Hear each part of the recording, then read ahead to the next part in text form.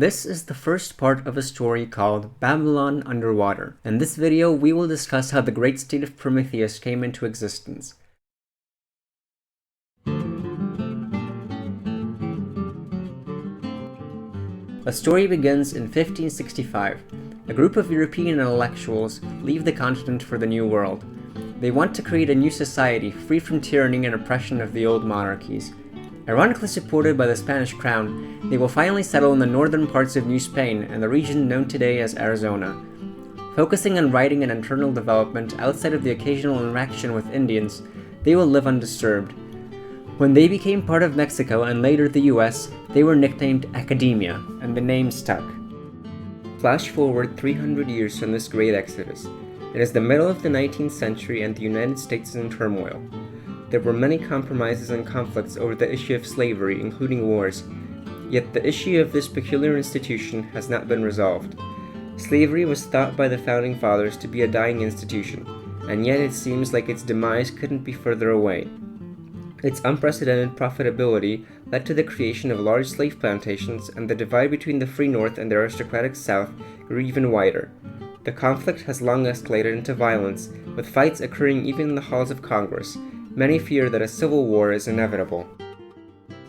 Despite unpaid labor being very profitable for the South, it poisoned its institutions and slowed its development.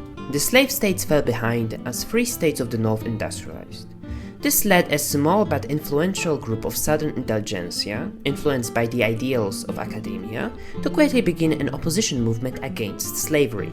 While those Southern socialites were technocrats and elitists, they have realized that slavery will lead the South to ruin. During their meetings at parties, they discussed a vision of the future, a vision of free and meritocratic South. It was a small and decentralized movement until a young and charismatic figure had joined the organization. Quickly rising through the ranks, Eve Fleming became famed as fiery orator and skilled organizer. She became the first leader of a newly formed party, the Loyalist Society. They were seen as radicals, but opposition to large plantation owners have gained them sympathy from poorer whites. So moderates also looked fondly on their opposition to secession. They won the 1858 election for the governor of Texas thanks to their coalition with constitutionalists and vote splitting among local Democrats. With riots and accusation of voter fraud, Fleming assumed the office after dodging an attempted coup and an assassination attempt. The new governor tried to contain the chaos, nicknamed Texas Troubles. Her policies were slowly raising her popularity and have established a semblance of order, but as it turned out, it was too little, too late.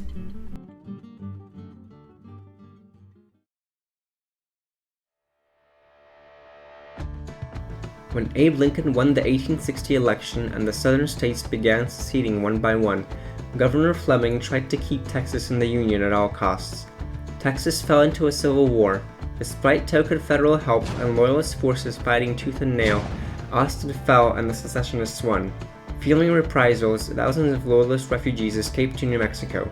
Fleming organized local militia and successfully defended the territory from Confederate intrusions.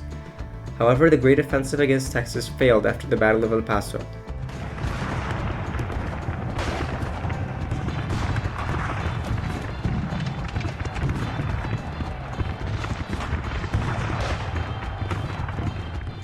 It was a Pyrrhic victory for the Union. They inflicted horrible casualties on the secessionists, but their enemy managed to destroy the Union's supply trail. Fleming and her exiles were forced to retreat.